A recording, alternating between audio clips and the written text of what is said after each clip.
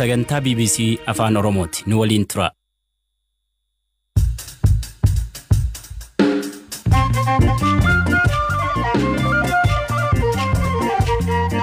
Ashama sagantaa BBC Afaan Oromoo jimaata galgalaa qabannee dhiyaanneerra kan isinii dhiyeessu Galaanaa Balaayim. Qophii kanaan wal dhabdee riizoortii Soodareef mootummaa Sodareen gibira waan kafaleef hayyamni daldalaa haaromsamaa. Namni hunduu kana beekutu jira. Namni gibira kafaleef hayyamni. Ogeeyyiin fayyaa Finfinneetti COVID-19 qabaman rakkoo keessa jirra jechuu. Aqaaqii kifla katamaa keessa naqabe haaraan tokko jira. Achi keessan jira. Gangalee qanii torba ta'eera. Qanii torba guutumoo waan rakkoo guddaa balaa guddaarra jirra. Boordiin filannoo biyyaalessaa yoon argamu ta'ee naannichi boordii filannoo hundeeffatee filannoo akka gaggeessu hooggansi naannoo Tigraay himaniiru. Qophii keenya idilee isheen eenyus qabnaa haga dhumaatti akka nu waliin turtaniin isin affeera. Itoophiyaa keessatti weerarri COVID-19 hammaachaa akka jiru ministeerri fayyaa beeksiseera. Sa'aa 24 darban qofa namni haaraa qabaman 245 kadu'an ammoo 7. Gama kaaniin ogeeyyiin fayyaa 100 ol ta'an dhibee kanaan qabamuu ragaaleen ministeera fayyaa ni himu. Ogeeyyiin fayyaan COVID-19 qabamanii kutaa magaalaa Aqaaqii Qaallitti buufata fayyaa aanaa 10 keessa adda ba'anii jiran ammoo haala rakkisaa keessa jiraachuu BBC'tti himaniiru. Sababa COVID-tti exposii ta'eefi sababa sanaa kwarantaayinii keessa jira. Gangalee qanii torba ta'eera. Qanii torba guutumoo waan rakkoo guddaa balaa guddaarra jirra. Dubbachuu hin danda'amu baay'ee namatti ulfaata. Akkas bishaan hin jiru. Manni fincaanii hin hojjetu. Manni shaaworii hin hojjetu. Dhukkubni kun immoo antoof dheebdu harka dhiqachuudha jedhamee ammas dubbatama. Sababa kanatti garuu maalitti immoo dhiqannee akka of fayyisu iyyuu hin beeknu. Rikabarii akkamitti kaataan iyyuu hin beeknu. Mana fincaanii dubartiinis dhiirris mana fincaanii tokkotti fayyadamna. Sababni kun immoo dhukkuba guddaan itti fida. Dubbisaa namni isa itti dhaga'aman jedhame iddumaatti geessisneerra. Garuu deebii ammoo nan arganne. እዚህ ያለ እንግዲህ ሁሉም የጤና ባለሙያ ነው. Namootni as jirru hundinuu ogeessota fayyaati. Haalli keessa jirru ulfaataadha. Akka dhukkubichi babal'atu kan godhudha. Ibsaa fi bishaan hin jiru. Qorannoo gaggeessuuf eeyyamamoo miti. Nuun ilaallatu jechuun walitti qabatu. Namni tokko vaayirasichaa hin qabame yoo gale gaafa guyyaa 7 qoratamee ilaalamuu qaba. Yoo bu'aan isaa negatiivii ta'e ammas achuma ture dhumarratti ilaalamee yoo bilisa ta'e ni baha jedhama. Kun taasifamaan jiru. Ani ergan as galee guyyoota 7 guutuu ispoortii hojjechaan ture. Garuu bishaan itti dhiqannu hin jiru. Gaafa bilbilee gaafannu ni furra rakkoo kanaa jedhu. Dhukkubicha ammoo waan eegamee furamu miti. በሽታው ደግሞ የሚጠበቅ አይደለም. Ministeerri fayyaa fi biiroo fayyaa magaalaa Finfinneerraa deebii argachuuf irra deddeebiin yaallus hin milkoofne.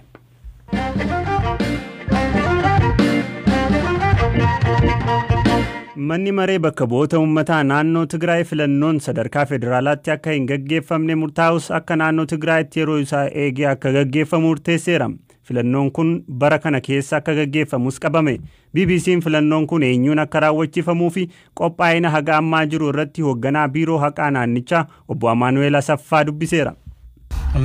የፌዴሬሽን ምክር ቤት ያስተላለፈው ውሳኔ ህገ መንግስት ሙርቴን ማን መሬ ፌዴሬሽን ኢትዮጵያ ሙርቴስ ሄረ ቢያ ዲጌራ ከናፍ ትግራይ ኬሰቲ ሙርቴወን ፓርቲዳን ሙርታሃ ቱራኒፊ ቆጲን ጎዳማ ቱራን ኢትፉፈኒ ፍለኖን ናናዋፊ አኖታ መሮጃፋን የሮሳ ኤጌ አከጋጌፈሙ ሙርታሄራ ከናፍ ቆጲ ጉቱን ታስፈማ ጅራ አማን ቦዳሞ ቦርዲ ፍለኖ ቢያለሳፍ ጣለያዳን ዋምቺ ንታስፈማፊ boordichi waamicha godhamu kabajee yoo dhufe filannichi ni gaggeeffama. Waamicha kana kabajuu dhabee yoo hafe yookaan ammoo deebii kennuuf yoo harkifate naannichi qaama filannoo gaggeessuuf kan mataa isaa hundeeffate filannicha gaggeessuuf qophiidha. COVID-19 naannichatti hammaachaa jiraachuun danqaan ta'uu jechuun gaaffii dhiyaateefis akkasiin deebisan. በኢትዮጵያ ውስጥ ምርጫ ለማስቀረት የሚያስችል ደረጃ ላይ አልደረሰም. COVID-19 haala amma jiruun Itoophiyaa keessatti filannoo hambisuun biyya rakkoo keessa sadarkaa galchuurra hin geenye sadarkaa heera mootummaa diiguurra hin geenye sababa ta'uu hin danda'us haa ta'u malee of eeggannoowwan hedduu gochuu nu gaafata filannoo gaggeessuuf of eeggannoo dabalataa nu barbaachisa kanaaf of eeggannoowwan ittisa COVID akka ta'u yoo raawwataman ኮሮና ኢትሳ ፍለኖ ገጌሱን ንደንዳማ ጀደሜ ሙርታሄ ምርጫውን ማድረግ እንችላለን ነው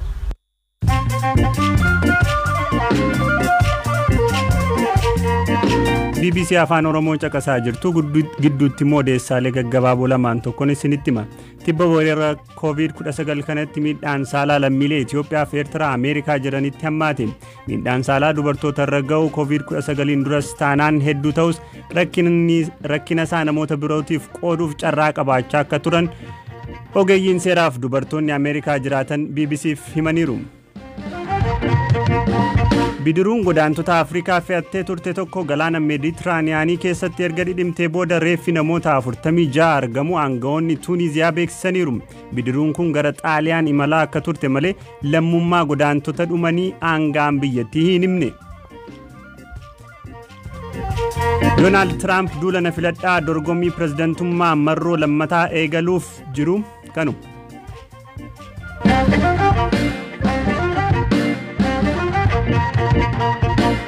Riizortiin Soodaree abbaa qabeenyaa obbo Dinquu Dayyaasaa erga cufamee ji'ootni 3 darbaniiru. Tibbana ammoo iccitii riizortii Soodaree duuba jiru jechuun dookumentariin waaltaa irratti darbee ture. Waa'ee dookumentarii hojjetamee komii qonnaan bultootaa fi abukaattoo obbo Dinquu Dayyaasaa fi dhaabbilee isaa waa'illi keenya Buzuwarq Olaanaa odeeffannoo nuuf ergee Zalaalam Taaddasaa qindeesseera. Riizortiin Soodaree sababa waldhabdee mootummaa hawaasa naannoo fi riizorticha gidduu jiruun erga cufamee baatiin 3 lakkaa'ameera. Gorsaa seeraa obbo Dinquu Dayyaasaa fi abukaatoon dhaabbilee isaanii obbo Gammachuu Guutamaa riizortiin Soodaree akeekkachiisaa fi haal dureen tokkoon alatti qaama mootummaa cufuufillee aangoo hin qabneen akka cufamu ta'e jedhan.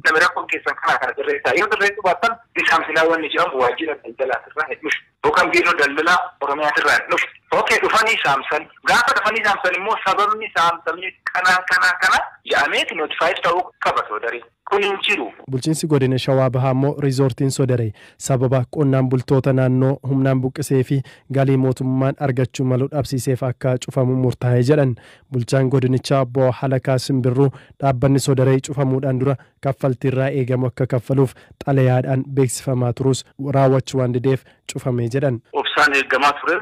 Gaafni gara tarkaanfiin galuu abbaa qabeenyaatti jajjabeessuu qabna biyyi keenya guutuu qabeenya baay'ee barbaaddi. Kanaaf yoo dubbiin gara siistamaa dhufe waan jiru inni garuu harkifannaan isaa beekannaan godhames baay'ee yeroo isaa caalaa akka deebi'u ta'uu isaati kun. Waajjirri galiiwwanii aanaa Adaamaa riizortiin Soodaree kun gibiraa fi taaksii irraa eegamu waggootaaf kan hin kaffaliin ture hanga miiliyoona 100 fi miiliyoona 56 ta'u akka irraa qabu ibsee ture. Dhaabbatichi garuu erga hundaa'ee taaksii irraa eegamu kaffalaa turuu fi hamma irraa eegamu hin kaffalle taanaan ammoo dadhabina waajjira galiiwwanii yoo ta'e malee seeraan gaafatee kanfalchiisuu inuma danda'a ture jedhan obbo Gammachuun. Soodareen gibira waan kafaleef hayyamni daldalaa haaromsamas dhala namni hunduu kana beeku ture jira. Namni gibira kafalin hayyamni daldalaatu isaaf hin haaromsamu gaafsan cufuu danda'a ture waajjirri daldalaa aanaa Adaamaa kun hin jiru hayyama daldalaa haaromsame qaba Soodaree. Xalayaa kanaan gibira hammasii Soodaree irra jira jennee kafale jennee ni beeksifnee jirra ka jedhu mee xalayaan sun haa dhufa hin jiru. Obbo Tufaa Badhaadhaa qonnaan bultoota qabiyyee kiyya irratti riizortiin Soodaree bal'ateera jedhanii komatan keessaati.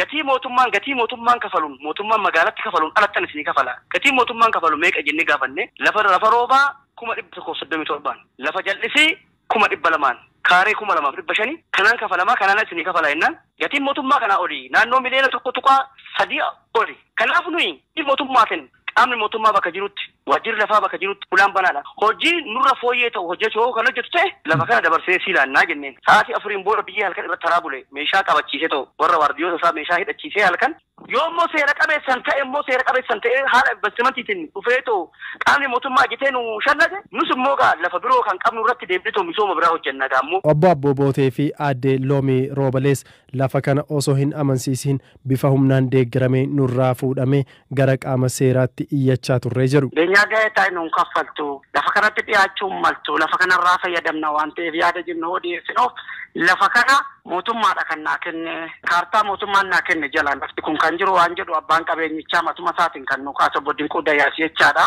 Bulchaan godina Shawaa Bahaa obbo Halakaa Simbirruu riizortiin Soodaree wayita gara nama dhuunfaatti gurguramu ragaa guutuun qabiyyeen isaa haga kana jedhu qulqullaa'ee waan hin ibsamneef rakkinichi achirraa kan jalqabudha jedhu. Gizee amma gurgurtaa gurgurtaan gaggeeffamu kana qabatama wanti lafarra jiru maali ka jiru sun laallameetii miti kawanni jiran seenama jiru dokumentii dubii jiruun kawan jiran dhugaan lafarra jiru immoo isa argisiisuun qabiyyeen lafa sodaree hangana kan jedhu bulchiinsi lafaas ta'ee bulchiinsi godina Shawaa Bahaa ragaa qabatamaa akka of harkaa hin qabne siman gorsaan seeraa obbo Dinquu Dayyaasaa obbo Gammachuu Guutamaa ammoo riizoortiin sodaree gaafa bitamu sanada guutuu waliin waan ta'eef qabeenyichi hagam akka ta'e nuti of harkaa qabnaa jedhan dhiyeenya kana miidiyaa OBS fi OMN irratti dookumentariin seenaa obbo Dinquu Dayyaasaa irratti xiyyeeffate ummata bira gahee ture innis seenaa obbo Dinquu ijoollummaadhaa haga ammaa jiru milkaa'inaa fi arjoomina isaanii irratti kan fuulleffate ture torbee kana keessa ammoo miidiyaa waaltaatiin dookumentariin dhoksaa riizoortii sodareetiin duuba jiru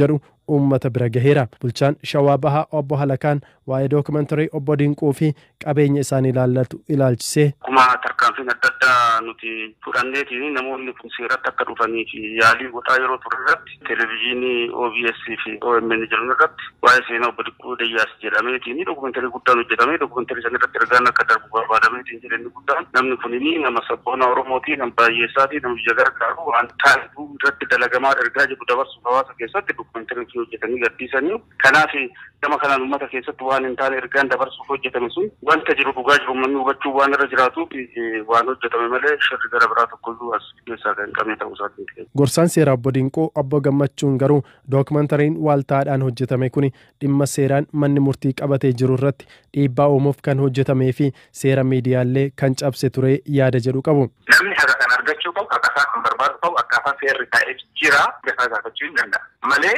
duula miidiyaatiin sodareen erga cufamee ji'oota 3 darban kanatti qabeenya achi keessatti qisaasamuun alatti galii argachuu malu tilmaamaan hanga miiliyoona 15 ta'u akka dhabsiifames obbo Gammachuun BBC'tti himaniiru.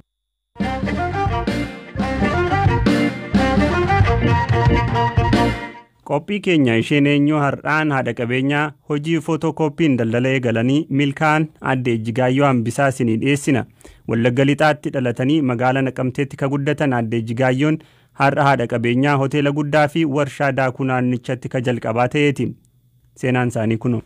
Jalqaba akkuma mana barumsaa xumureeni akkuma nama kamii yuunivarsiitii galuun barbaadan ture qabxiin koo garuu qabxii 2 tana jalaa hankaakee ture yeroo sanatti 2 fudhata ture ani immoo 2 qofan fideen ture kanaaf yuunivarsiitiin gallee achumaan kolleejiitti fufeen yeroon baradhee fixu garuu kompiitaras baradheen tureen kompiitara yeroon baradhee jedhu obboleessa koo hangaftii kan hojii abukaattummaa hojjetu magaalaa Finfinnee kan jiraatutu jira isa bukkeen ture hojiin hojjetu nan gargaaran ture barreeffamaani sababa sanaa taalentii koo baay'ee jaallata baay'ee itti gammada ture gatii ta'ee fi kanumarraa utoo adeemtee osoo jedhu nama riisisutti ka'e sanaan booddee isumatu kompiitara tokko footokooppii tokko isattiin mattaawoqiyaa haguuganii maashinii xirraazii kana naa bitee kiraayii kan ji'a naa kafalee magaalaa Naqqamteetti hojii na eegalsiise jechuudha. Sana booddee hojii koo haamileedhaan ciminaan hin qabadhee hojii sana kanneen harkatti bal'atee hojii babbareedaan harkatti ta'ee booddee namoota wajjiniin illee peellisiidhaan gara mana barumsaa kompiitaraa banuutti adeemeen ture mana barumsaa taayippiis baneerraa yeroo sanatti sanaanis hojii gaggaarii hojjennee turre sanaan booddee garuu ittuma jabaachaan ture gara mana maxxansaatti guddise jechuudha hojii mana kompiitaraa sanatti aansee kan jiru abba manaa koo faana gaa'ilaan egaa wal arginee booddee hojii sattaanutti immoo wal faana itti adeemnee jechuudha. Jalqaba utoo warshaa daakuu jiijii jedhamu kanan banini hoteela Amalaand jedhamu kan nuun magaalaa Naqqamteetti ijaarre jechuudha. Mana sana ijaarree eega xumurree booda biizinasiin keenya ofiisaas jajjabaachaa dhufe baankiin illee liqiidhaaf nutti amanaa dhufe jechuudha. Qabeenyi kun kan uummata kanaati. Qabeenya kana isaan biraa fuunee iddoo biraa geessurra gidduuma isaanii dhaabbate itti tajaajilaman nama biyaas nama amma ta'e illee qacarriidhaan inni of danda'e akka jiraatu gochuu hin danda'a isa jedhu qofaadha kan nun gara magaalaa Naqqamteetti warshaa geessuu barbaadde. Sana dura namni warshaa dhaabee hin jiru naannoo sanatti namoota jiran kanas jajjabeessuus akka yaaduuti yaadni keenya jechuudha. Dhaggeeffattoota keenya odeessi waa'ee walitti bu'iinsa mootummaa fi riizoortii Sodaree ilaalchisee isin biraan geenye guutuun isaa guyyaa boru marsariitii keenya irratti ni jiraata. Hordofaa isiniin jennaa qophiin har'aaf jennee qopheessines asuma irratti xumuramaa kan isinii dhiyeesse Galaanaa Balaay horaa bulaa deebana. Hayya gada geeffattoota keenya kana gammataan hordofaa turtan Global Media News waan hordoftaniifis galatoomaa like, share, subscribe kokkobii faffacaasuudhaan hin dagatinaa galatooma.